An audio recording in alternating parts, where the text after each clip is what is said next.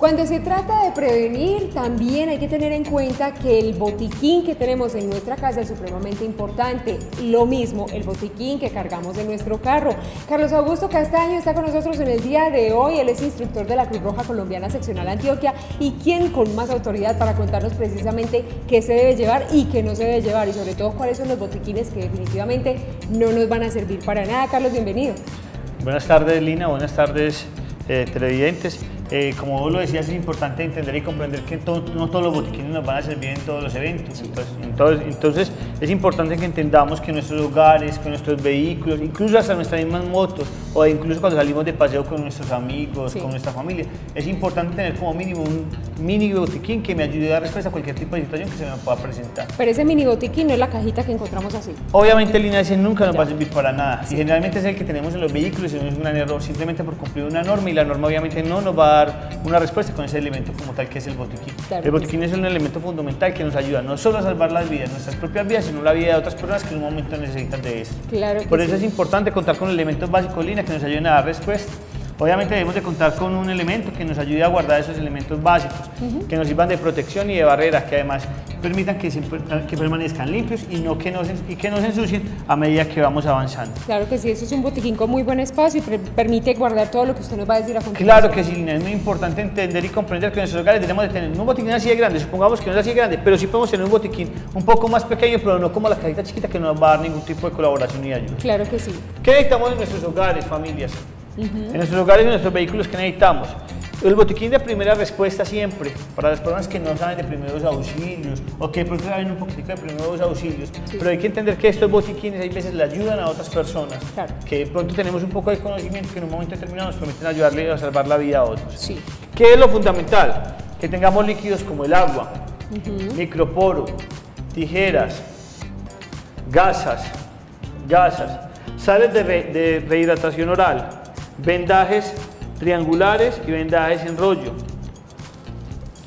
bajalenguas, una manta térmica. ¿Esa manta térmica viene en esa presentación? Viene en esta presentación, Lina, y nos permite dos cosas. Cuando hay pacientes, por ejemplo, que tienen problemas, por ejemplo, con el calor o con el frío, sí, la manta permite utilizarse de dos formas. Uno, cuando el paciente presenta hipotermia, o sea, por baja temperatura, sí, o por lo contrario, cuando aumenta la temperatura y hay que disminuir la temperatura, la manta térmica me permite ese tipo de procedimientos. Es muy básica, es muy elemental, es una cosa que nosotros deberíamos de tener no solo en el vehículo, sino también en nuestros hogares, en esos botiquines que debemos de tener en un momento determinado, que toda la vida nos han recomendado para que en un momento determinado de una urgencia o una emergencia simplemente sea cogerlo y llevarlo. Claro. ¿Listo? Específicamente para casos de temblor de tierra, algunas situaciones de desastres naturales que obviamente nos sirven de primera respuesta. Así es. ¿Qué más debemos de tener ese botiquín?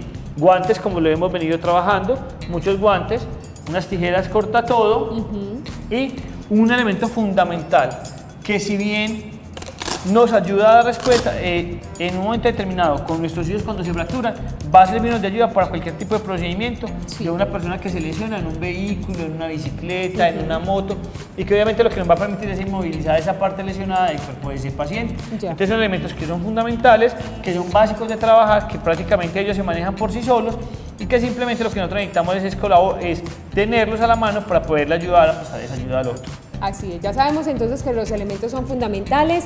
Vamos a dejar a un lado algodón, alcohol y también las pastillas o medicamentos. Y tenemos en cuenta que vamos a cargar guantes, tenemos estas venditas. Venditas, curitas. Exactamente, curitas. Tenemos el microporo, la esparadrapo también. El microporo. ¿Qué tenemos gasas, acá? Las gasas. Gasas. Sales de rehidratación oral supremamente fundamentales e importantes. Sí.